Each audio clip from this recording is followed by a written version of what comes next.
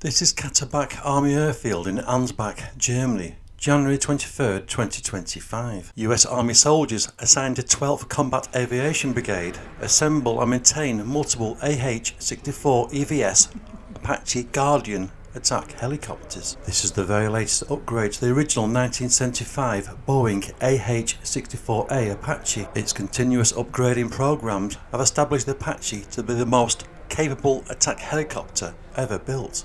During the latter stages of the Cold War, the first operational Apache unit, 7th Battalion, 17th Cavalry Brigade, began training on the AH-64 in April 1986 at Fort Hood, Texas. United States military planners were impressed with the Apache AH-64A lethality, had, within a year, ordered 2 operational units with 64 AH-64s to deploy to Europe in September 1987. To showcase the Apache military firepower to the ever-spying Soviets, this all-new attack helicopter very visibly took part in many European large-scale military exercises. In 2025, the Apache attack helicopter remains at the heart of any defence strategy in Europe.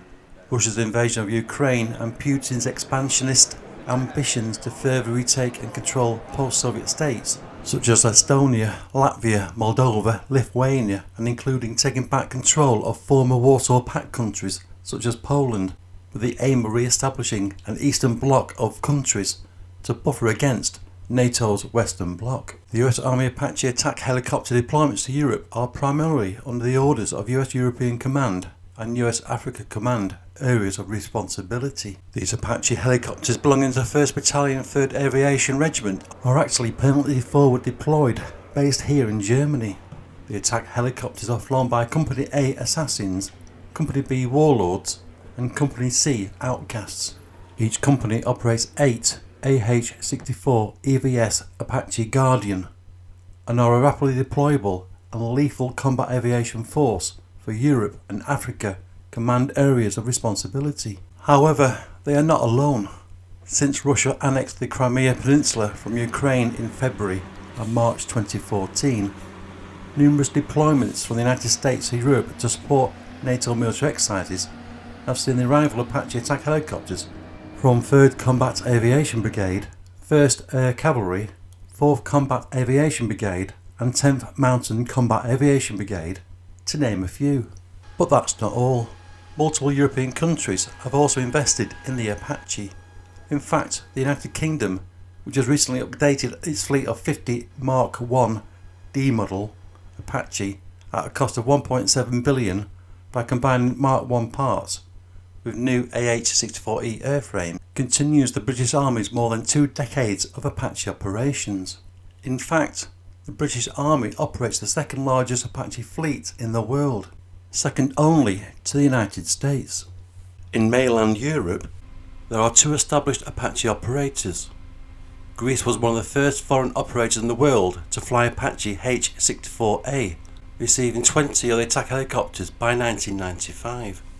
Not long after, the Royal Netherlands Air Force received their first Apache helicopter in 1998. This was the updated variant H-64D. In 2025, Europe will gain an all-new Apache attack helicopter operator, Poland. They have gone big on the order with a total of 96 of the very latest AH-64E attack helicopters, enough to form 6 Polish squadrons. However, due to the build complexity of these helicopters and other customer orders, the first of the AH-64E won't arrive until 2028. The Polish Ministry of Defence has, in the interim period, initiated a $300 million agreement with the US to lease 8 AH-64D Apache attack helicopters for the Army. Once delivered, sometime in summer 2025, the leased AH-64Ds will be assigned to the Polish 1st Land Forces Aviation Brigade, based in Inowrocław, will be used to train pilots and maintainers in preparation for the first arrivals of 96 new build AH-64E. Currently, there are Polish soldiers training on AH-64D Apache helicopters in the United States as part of the leasing agreement. Polish Army soldiers in Europe, as in this US Army footage, are attending a forward arming and refuelling point operation at Katterbach Army Airfield in Ansbach, Germany, conducted by US soldiers assigned to the 12th Combat Aviation Brigade. This is part of a series of focused leader engagements called the Polish Apache Initiative between multinational allied forces that increase interoperability by discussing command and control, tactics and training, and maintenance. So why has the Polish government chosen the Apache AH-64E? To understand the question, we need to look at a short list of likely attack helicopter options. Firstly, going back 20 years or so, if Poland had maintained close ties with the Russian Federation after the collapse of the Soviet Union in 1991, they may well have invested in the highly respected MIL Mi-28, most likely the Mi-28N, all-weather day-night version in service since 2009. It's a Russian attack helicopter with advanced radar, infrared, and electronic warfare systems, providing a formidable combat capability. It also has an uncanny resemblance and layout similar to the Apache. It should be noted Poland in the recent past was a significant operator of many models of Soviet helicopters, gaining years of experience in operating and maintaining them. Polish in-house developments of its own helicopters have strong design features straight out of a Soviet helicopter blueprint. Indeed, Poland are still operator of the Soviet-designed and manufactured MIL Mi-24 Hind heavy attack helicopter. There were plans to upgrade these. However, Poland's massive rearmament mission, which was significantly updated after Russia's invasion of Ukraine in 2022, restated the total removal from service of all Soviet-era military equipment by 2035. Poland has since donated 12 of its operational MIL Mi-24 to Ukraine, and it's very likely the remaining 13 aircraft will be either donated or retired once the first Apache AH-64E are delivered. Another obvious option was the Eurocopter Tiger, manufactured by Airbus Helicopters in Europe. Poland initially held talks in 2015 with a possibility to purchase the Tiger. After all, it's a great aircraft. Doing a very simplified comparison with the Apache, it shows the Tiger is generally faster, more manoeuvrable and stealthier, while the Apache is more powerful and carries a heavier payload. Both are capable of a variety of missions including anti-tank warfare, close air support and reconnaissance. It's also likely the American-produced Bell AH-1Z Viper was a consideration, but has strong similar performance capabilities to the Eurocopter Tiger, resulting in the Polish choosing the very latest Apache model, the AH-64E Apache Guardian.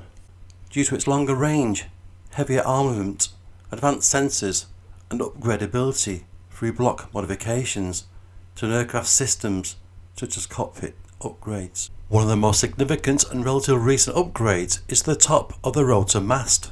This graphic is showing the mast fitted with an updated AN APG-78 longbow radar. It's the same as fitted to the British Army's AH-64E Apache Guardian, giving it over-water capabilities. However, if you look closer at this clip shown earlier in this video, you can see this Apache is fitted with an extended rotor mast with the longbow radar removed.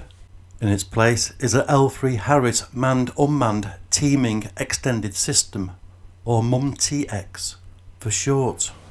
It allows the Apache pilots to take direct control of the sensors and flight paths of multiple RQ-7B Shadow V2 and MQ-1C Grey Eagle uncrewed aerial systems, or UAS. This UAS controllability is a battlefield game changer. It extends the Apache reconnaissance range by hundreds of miles, and with the MQ-1C Grey Eagle, it extends the Apache tactical strike capability. The MUM-TX system is currently rolled out onto a number of American Apache helicopters, giving it the designated name AH-64EV6 Apache Guardian. The Apache pilots, when using MUM-TX, benefit greatly from the AH-64E updated large high-definition colour displays and helmet feeds. Apache helicopter pilots always work as interconnected teams, constantly sharing information. So for instance, a flight of 4 Apache helicopters would only need one of its aircraft fitted with MUM-TX, with information gathered, relayed and shared using Link 16, the NATO Military Tactical Data Link network.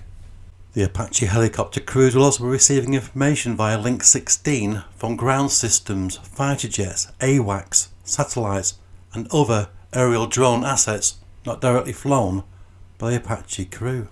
The MUM-TX will eventually replace earlier less capable manned-unmanned teaming systems or MUM-T installations. The MUM-T system is still very much in use today, but basically can only receive surveillance data and video feeds from one uncrewed aerial system, or UAS. The MUM-T system is unable to actually take control of any UAS. The MUM-TX system, installed on a single Apache, can control 3 MQ-1C Grey Eagle armed with up to 4 Hellfire missiles, giving the Apache pilots considerable extended firepower reach. Both MUM-T systems are able to receive high quality live video feed from RQ-7B Shadow V2 and MQ-1C Grey Eagle uncrewed aerial systems. However, the Apache pilots using MUM-TX have control of UAV's cameras, flight path, targeting and launching of armaments to hunt, identify and destroy potential enemy assets. This is, as an example, a significant improvement in the very basic visual data sometimes received from Link 16. To be clear, I'm not knocking Link 16. You will notice in this video clip the Apache helicopters receiving fuel and ammunition are not fitted with either AN/APG-78 longbow radar or manned-unmanned teaming systems. This is because they are preparing for a short distance live fire training operation here at Camp Edesi, Latvia. This refueling position is only located a few kilometers from the simulated enemy positions. In a real attack operation, activation of a longbow radar so close to enemy lines makes the aircraft a highly visible target in the electromagnetic spectrum and would be easily picked up by nearby enemy detection systems. So this is when Link 16 really comes into its own.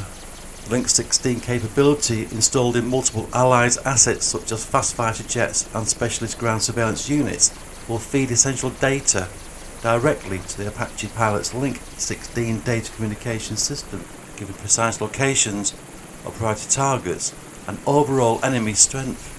This constant data information allows the Apache pilots to engage these threats it otherwise could not detect without revealing itself to return fire. These Apache helicopters on your screen will basically go into hunt and destroy mode using its modernised target acquisition and designation sight and pilot night vision sensor. It's a sophisticated targeting and night vision system using advanced electro-optical and infrared sensors to identify and track targets, enabling precise weapon engagement in all weather conditions, day or night. In the skies above, Allied drone assets, AWACS and fast fighter jets will supply air cover and ongoing real-time surveillance data. Putin's armed forces will have to face increasing numbers of Apache attack helicopters based on the European mainland and United Kingdom. Worse still for Russia, the majority of the estimated 226 attack helicopters will be the latest Apache AH-64E Guardian. I will leave you with US Army soldiers with the Combat Aviation Brigade, 1st Armoured Division, demonstrating the Apache firepower using only Hydra 70 2.75-inch unguided rockets. Thanks for watching.